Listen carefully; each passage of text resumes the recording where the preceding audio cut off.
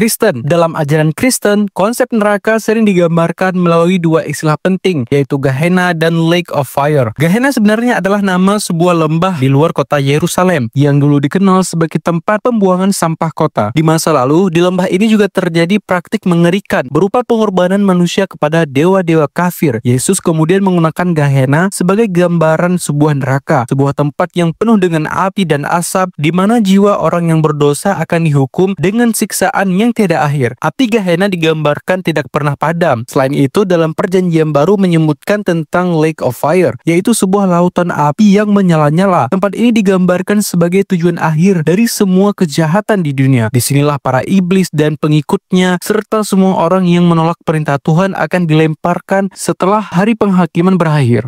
Hindu. Dalam ajaran Hindu, konsep neraka dikenal dengan nama Naraka. Neraka bukanlah tempat hukuman yang abadi, tapi sebuah siklus pembersihan sebelum jiwa memulai hidup baru melalui reinkarnasi. Naraka diperintah oleh Dewa Yama, yaitu dewa kematian dan penguasa keadilan. Ia dibantu oleh asistennya yang bernama Citragupta, yang mencatat semua perbuatan manusia selama hidupnya. Setelah meninggal, setiap jiwa akan diadili, dan jika terbukti banyak melakukan dosa, mereka akan dikirim ke salah satu dari 28 neraka yang memiliki siksaan berbeda-beda sesuai jenis dosa yang pernah dia lakukan. Ada beberapa contoh neraka dalam agama Hindu. Yang pertama ada Tamisra, yaitu neraka yang disiapkan untuk orang-orang yang serakah dan suka merampas harta orang lain. Kemudian ada Raurafa, yaitu tempat bagi orang-orang yang kejam terhadap sesama makhluk hidup. Yang ketiga ada Maharaurafa, yaitu neraka yang disiapkan untuk orang-orang yang memakan daging manusia atau melakukan pembunuhan. Islam. Dalam ajaran Islam, neraka digambarkan sebagai lautan api yang sangat panas, dalam, dan penuh dengan siksaan. Api neraka dikatakan 70 kali lebih panas dibanding dengan api seluruh dunia ini. Para penghuninya akan disiksa dengan minum air yang mendidih, makanan berupa buah zakum yang pahit dan berduri, serta diseret dengan rantai besi oleh para malaikat penjaga neraka. Menurut agama Islam, neraka memiliki 7 tingkatan, yang masing-masing disediakan untuk golongan manusia dengan tingkat dosa yang berbeda-beda. Pertama ada neraka jahanam, yang dikhususkan untuk umat muslim yang berdosa besar tetapi masih memiliki iman. Kemudian ada neraka Lazza yang diperuntukkan bagi penyembah berhala dan orang-orang yang menolak keberadaan Allah. Ketiga ada Al-Hutama, yaitu tempat bagi orang-orang kaya yang pelit dan tidak mau mengeluarkan zakat. Keempat ada neraka Sa'ir yang diperuntukkan bagi penentang para nabi dan orang-orang kafir. Kelima ada neraka Sakar, yaitu neraka yang diciptakan untuk orang-orang yang lalai dalam sholatnya. Keenam ada neraka Al-Jahim yang dibuat untuk orang-orang kafir, serta yang ketujuh ada neraka Hawiyah, yaitu neraka yang disediakan khusus untuk orang-orang yang munafik. Mitologi Mesir kuno. Dalam kepercayaan Mesir kuno, dunia orang mati disebut dengan Duat. Tempat ini digambarkan sebagai dunia bawah tanah yang gelap, berliku-liku, penuh dengan sungai api, monster buas, dan juga perangkap berbahaya. Setelah seorang meninggal, jiwanya akan dibawa ke Duat untuk menghadapi pengadilan terakhir. Proses ini dikenal sebagai penimbangan hati, di mana jika hati lebih ringan daripada bulu, artinya jiwa orang tersebut bersih dari dosa, dan dia diizinkan memasuki agru ataupun surga. Tapi sebaliknya, jika hati lebih berat karena dosa-dosa, maka jiwa tersebut akan dimangsa oleh Amit, yaitu makhluk buas dengan kepala buaya, tubuh singa, dan bagian belakang seperti kuda Nil.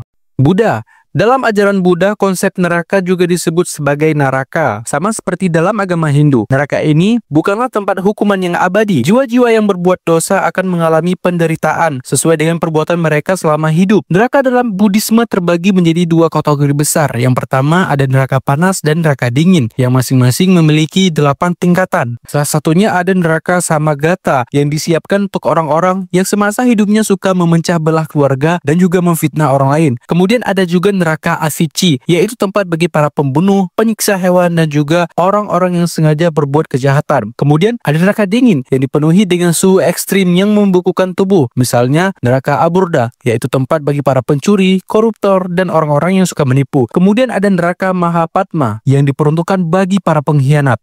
Yahudi.